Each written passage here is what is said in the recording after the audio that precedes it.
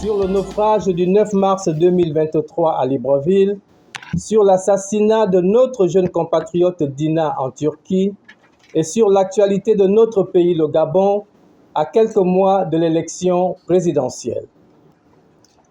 Excellences, Mesdames, Messieurs, Gabonaises, Gabonais, mes chers compatriotes, au lendemain du deuil national décrété à la suite du naufrage du 9 mars 2023 au large de Libreville et à quelques mois de l'élection présidentielle, l'Union pour la République, UPR, par ma voix, tient ici à réitérer ses condoléances les plus attristées aux nombreuses familles gabonaises dont les proches ont perdu la vie au cours de ce drame.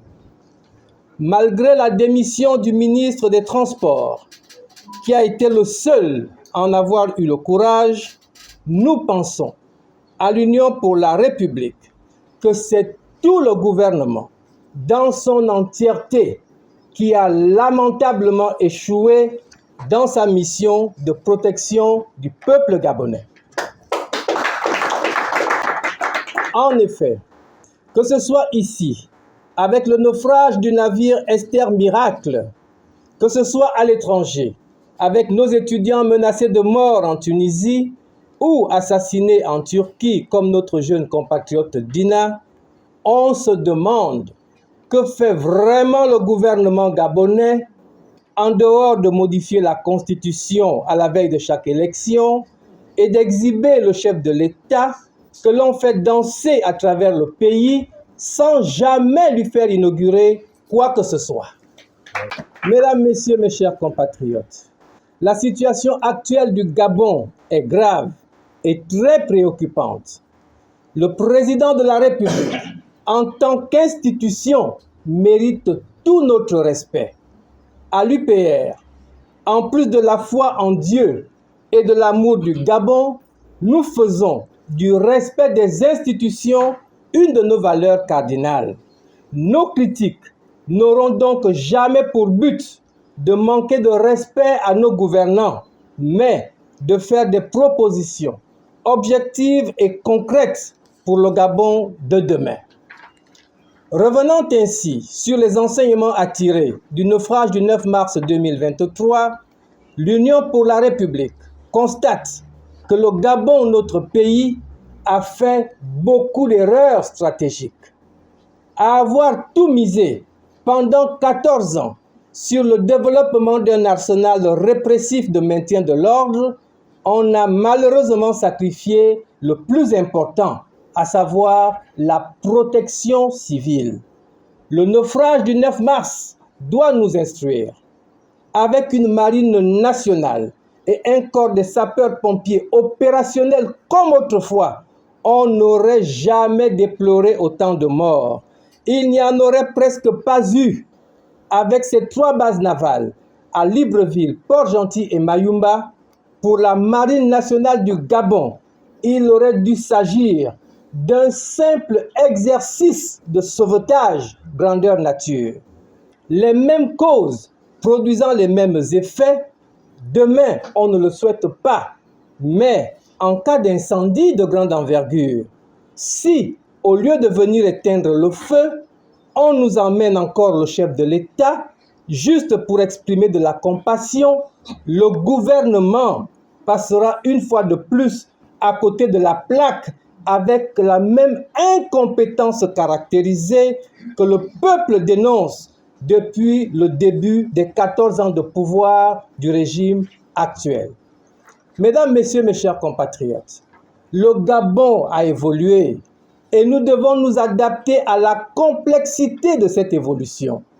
En matière de protection civile, la petite caserne sous-équipée de Bessieux, installée à Libreville en 1977, et l'autre petite caserne de Nomba, qui se trouve à Ovendo, ne sont plus capables aujourd'hui de protéger toute l'étendue du Grand Libreville, qui s'étend désormais jusqu'à Ntoum, en incluant Akanda. Mais à quand l'ouverture d'une caserne de pompiers en Ntoum? À quand l'ouverture d'une caserne de pompiers à Akanda? Où et à combien de kilomètres se trouve la caserne de pompiers la plus proche qui, sans le souhaiter, pourra, en cas d'incendie, aller protéger le peuple gabonais à Kango, à Coco Beach ou à l'intérieur du pays. Apprenons à nous poser les bonnes questions. Gouverner, c'est prévoir, et demain se prépare aujourd'hui. Le Gabon doit impérativement revoir ses priorités en matière de défense et de protection des citoyens. Je le dis en parfaite connaissance de cause. Président de l'Union pour la République et candidat à l'élection présidentielle, Gervais Oniane, je suis d'abord et avant tout un stratège de formation, diplômé de sciences politiques et de stratégie militaire. Professeur d'université au tout début de ma carrière, diplômé de l'Institut des hautes études de défense nationale de Paris et du Centre américain d'études stratégiques sur l'Afrique, j'ai été rédacteur pour le Gabon et sous l'égide de l'Organisation des Nations Unies du traité qui a institué le Conseil de paix et de sécurité des pays de l'Afrique centrale, le COPAX. Ancien conseiller stratégique et porte-parole du ministère de la Défense nationale, je sais donc de quoi je parle en matière de défense et de sécurité au Gabon. Comme on le fait si bien avec la GR et à juste titre, si nous voulons vraiment bâtir une armée en or, c'est-à-dire opérationnelle et républicaine au service des populations, nous devons, avec une vraie loi de programmation militaire, donner les moyens opérationnels qu'il faut à la Marine nationale pour assurer la sécurité de nos 800 km de côte. Nous devons donner plus de moyens au corps des sapeurs-pompiers pour la sécurité incendie de nos populations. Nous devons donner plus de moyens aux services de santé militaire pour que l'armée continue, aux côtés des hôpitaux publics, à soigner des Gabonais. Nous devons aussi donner plus de moyens au génie militaire pour qu'en recrutant des milliers de jeunes Gabonais, l'armée puisse, à travers le génie militaire, participer à la construction et à l'entretien des routes partout dans ce pays. Si demain, je suis président de ce pays, les moyens mis à la disposition du ministère de la Défense permettront à l'armée, au-delà de ses missions de sécurité, de participer aussi à l'éducation de nos enfants et à la formation civique de l'élite de demain, avec l'ouverture dans chaque capitale provinciale d'un prytanée militaire avec internat. L'armée ne sert pas qu'à faire la guerre ou à semer la terreur dans son propre pays. Non, l'armée peut aussi aider à développer un pays tout en protégeant ses citoyens. Tout Gabonais, candidat à l'élection présidentielle, doit savoir qu'une fois élu, il sera à la fois chef de l'État et chef suprême des armées. Il doit donc savoir et avoir la capacité de nous dire ce qu'il fera de nos forces de défense et de sécurité. Pour ma part, en cas d'élection à la présidence de la République, je ferai tout et du mieux que je peux pour améliorer les conditions de vie et de travail de nos militaires et pour changer l'image de notre armée, afin qu'elle soit non plus un outil de répression, mais un outil de développement au service des populations à travers des corps d'élite comme le génie militaire, la santé militaire, le corps des sapeurs-pompiers et la marine nationale qui, si elle en avait eu les moyens, on n'aurait jamais eu autant de morts. Elle aurait pu sauver tous les naufragés du 9 mars 2023. Beaucoup de Gabonais sont encore dans le deuil et le traumatisme de cette catastrophe qu'on aurait pu éviter. Le peuple gabonais souffre et il a besoin de se sentir protégé. Nos gouvernants doivent le comprendre. En année électorale, un peuple a besoin, plus que d'ordinaire, d'espace et de liberté pour exprimer à la fois sa souffrance et son espérance en des lendemains meilleurs. Que tous ceux qui, comme moi, aspirent à diriger ce pays se donnent la peine d'écouter les pleurs et les cris du peuple gabonais. En 2023, aucune université nationale ne fonctionne correctement dans ce pays. Et il n'y a presque plus d'écoles ni d'hôpital public qui fonctionnent comme il le faut dans ce pays. Le chômage des jeunes a atteint un niveau extrêmement grave dans ce pays. Plus de 50% des Gabonais en âge de travailler sont actuellement sans emploi et les diplômes ne servent presque plus à rien. C'est incroyable.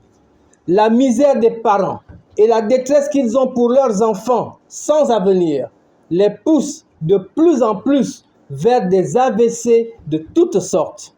Même en se réfugiant au village, beaucoup de Gabonais meurent aujourd'hui de faim à cause du chômage et à cause des éléphants qui dévastent tout ce qu'on peut planter.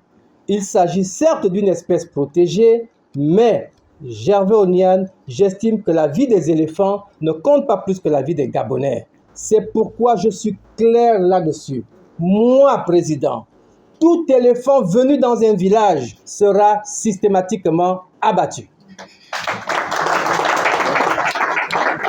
Mesdames, Messieurs, mes chers compatriotes, enfants de la République, enfants de l'Église, candidats du peuple aux origines modestes, Gervais Oniane, si demain je suis élu président de ce pays, je veillerai, la main sur le cœur et avec toute la rigueur qu'il faut, à ce que la situation sociale de beaucoup de Gabonais soit améliorée. Avec toute l'élite civile, militaire, religieuse et traditionnelle qui m'entoure, le projet de société de l'Union pour la République prévoit en effet d'améliorer le traitement salarial des enseignants et des personnels de santé. Les retraités gabonais seront beaucoup mieux traités. Le montant de leur pension, avec moi comme président, sera supérieur ou égal à la moitié de leur dernier salaire.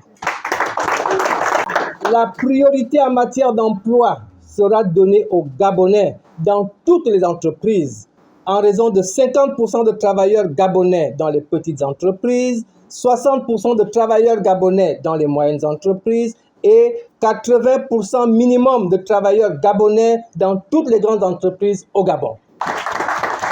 Par ailleurs, certains petits métiers comme chauffeur de taxi, chauffeur de grumier, pompistes dans les stations-service seront réservés uniquement aux Gabonais.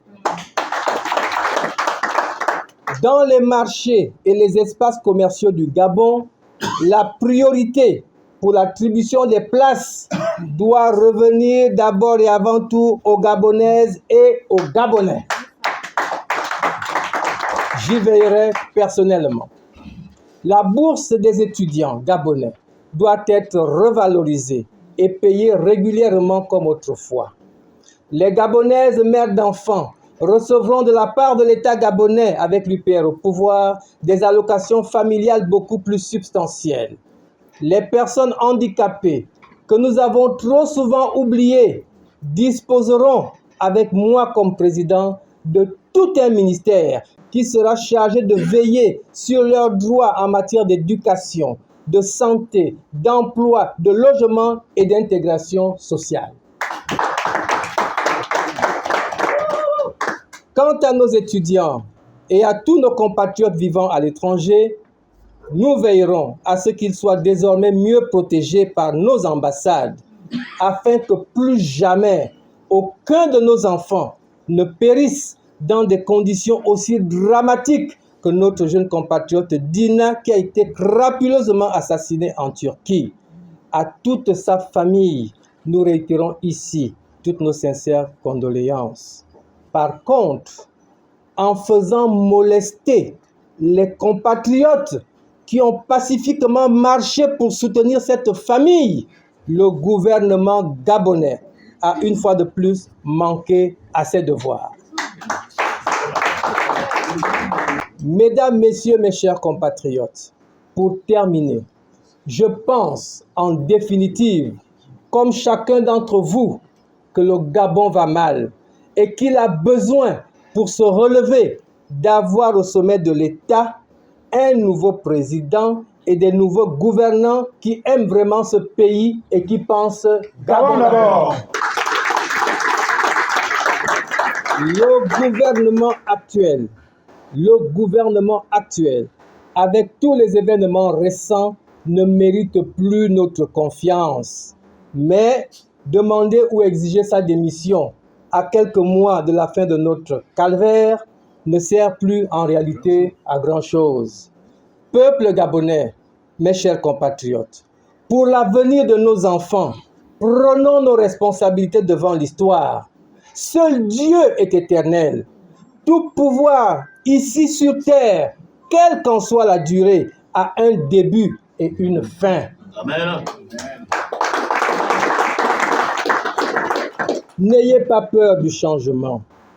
À l'occasion des élections générales de 2023, dans la paix, sans violence et dans le respect des institutions, préparons-nous avec foi, détermination et conviction à écrire ensemble une nouvelle page de l'histoire de notre pays. Je vous remercie.